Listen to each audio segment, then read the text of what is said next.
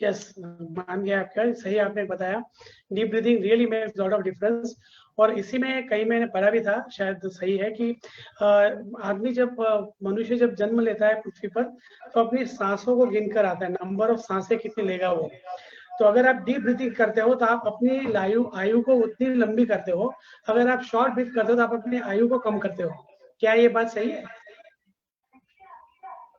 हाँ, बिल्कुल सही है, क्योंकि कई तरीके के योग ऐसे हैं जो आम आदमियों को उपलब्ध नहीं है, जैसे क्रिया योगा, जिसका वर्णन श्री कृष्ण ने गीता में भी किया है।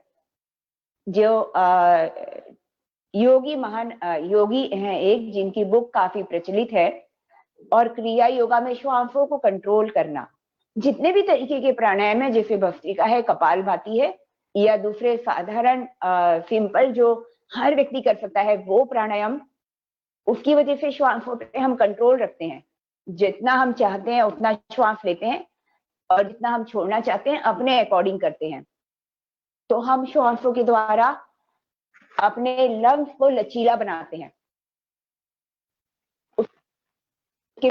हमारा जो प्राचीन योग है, ये बहुत वैज्ञानिक रूप से बहुत उन्नत किस्म का विज्ञान था, जो कि अब वेस्टर्न लोगों को या विदेशियों को पता चल रहा है।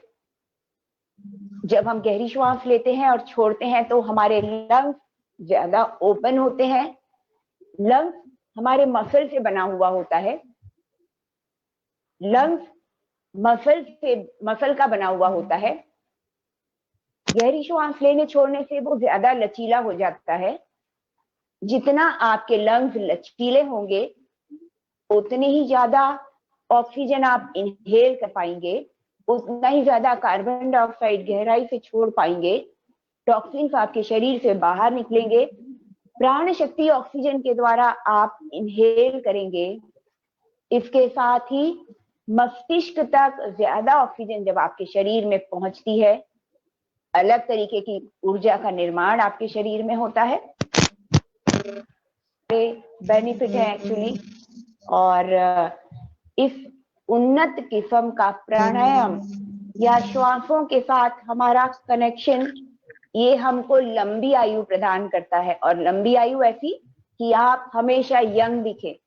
आप 80-90 साल के, 100 साल के हो जाएं, लेकिन उसके बावजूद भी आपके चेहरे पे झुर्रियां ना पड़े, आपके बाल ज्यादा सफेद ना हो, कम सफेद हो। एनर्जी लेवल जो आपका 25 साल की उम्र में था, वही ऊर्जा और वही एनर्जी आपकी प्राणायाम और श्वासों के द्वारा और योग के द्वारा, वही ऊर्जा आप अपने 100 साल की उम्र तक बनाए रख सकते हैं। क्योंकि हमारे लंग्स उतने ही अच्छे तरीके से काम करते हैं। हम उसको श्वासों के द्वारा अपने लंग्स को ज्यादा एक्टिव रखते हैं। उसका सीधा सा वैज्ञानिक कारण है, जो हमारे ऋषि मुनि इतने हजारों साल वेस्टर्न सभ्यता ने उसको, वैज्ञानिकों ने उसको अब आके पहचाना है। शुक्रिया, बहुत ही अच्छी बात आपने बताई। आजकल का जो इंसान है वो काफी स्ट्रेस में रहता है। स्ट्रेस कई तरह के स्ट्रेस रहते हैं उनके पास, एक कोई एक प्रकार का स्ट्रेस नहीं है।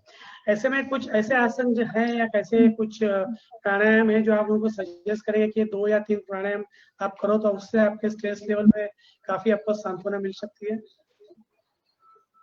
बिल्कुल।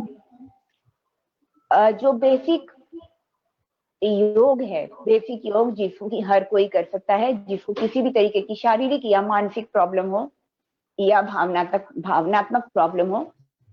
जैसे मैं एग्जाम्पल के लिए, उदाहरण के लिए शुरू करती हूँ कि सबसे पहले हम कोई भी योगासन के पहले सूक्ष्म व्यायाम करते हैं, जो कि हमारे शरीर के जितने भी जॉइंट है या हड्डियों की जोड़ है, उसको लचीला करते हैं सूक्ष्म क्रियाओं के द्वारा, यानी कि वार्म अप के द्वारा, जिसमें कि गर्दन को अप एंड डाउन करना हुआ, दूसरी तरफ घुमाना हुआ, गर्दन के रोटेशन हुए।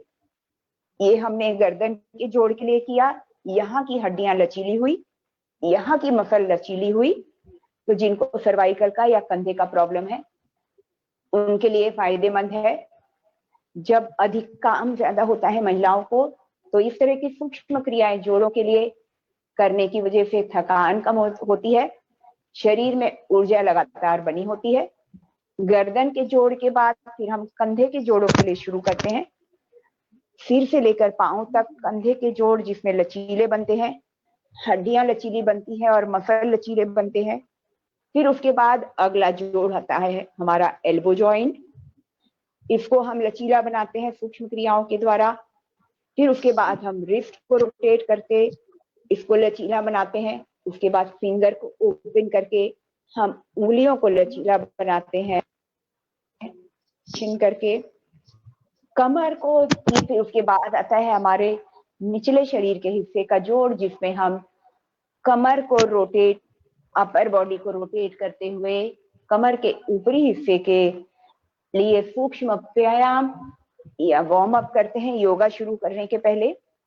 इसके बाद आता है हिप जॉइंट, जिसको हम रोटेट करते हुए इसे भी लचीला बनाते हैं। लचीली चीजें ज्यादा स्ट्रांग होती है क्योंकि वो टूटती नहीं जल्दी। यदि आपकी कमर जो जॉइंट है वो यदि लचीले हैं तो गिरने के बाद भी आपकी हड्डियां टूटेंगी नहीं, जल्दी नहीं टूटेंगी। इसके बाद अगला जोड़ आता है घुटने का जोड़, तो नी को रोटेशन करते हुए और फिर दूसरी तरफ दोनों तरफ रोटेशन करते हुए। उसके बाद में एंकल का जॉइंट। जितने भी हमारे शरीर में जॉइंट हैं उनके लिए वार्म अप यानी कि सूक्ष्म व्यायाम भी आप इसे कह सकते हैं, वार्म अप भी कह सकते हैं। यहां से योगा की शुरुआत होती है। 5 to 6 मिनट में कंप्लीट बॉडी के जोड़ का सूक्ष्म व्यायाम आप कर सकते हैं। उसके बाद सबसे पहला आसन होता है deep breathing. Deep breathe out करके इस आसन को लगाया जाता है, जो पूरे शरीर के अंदर ब्लड सर्कुलेशन को तेज करता है, शरीर के हर एक जोड़ को एक्टिव करता है, लचीला बनाता है, उसके अंदर खिंचाव पैदा करता है, हड्डियों में और मसल के अंदर खिंचाव पैदा करता है। ताड़ासन हमारे पूरे शरीर को तैयार करता है आगे के योग के लिए। गर्मी तुरंत फील होने लगती है। वार्म अप हम उसके पहले कर चुके हैं। उसके बाद हम करते हैं फ्रंट बेंडिंग, जो कि पेट के लिए भी होता है, पीठ के लिए भी होता है, कमर के लिए भी होता है और टांगों के लिए भी होता है। इसका सही तरीका इस तरह से है, deep breathing, deep breathe out करते हुए अपने हाथों को आगे की ओर खींचते हुए कमर को अंदर की तरफ और निचले हिस्से से झुकते हुए आगे की तरफ होंगे और घुटने को सीधा रखेंगे। इस दौरान ब्लड सर्कुलेशन आपके सिर की तरफ होता है ज्यादा, जो कि मन को शांत भी करता है और बड़ा अच्छा लगता है। Breathe out, tummy squeeze tightly, hold and slowly come back. ये हो गया फ्रंट बेंडिंग।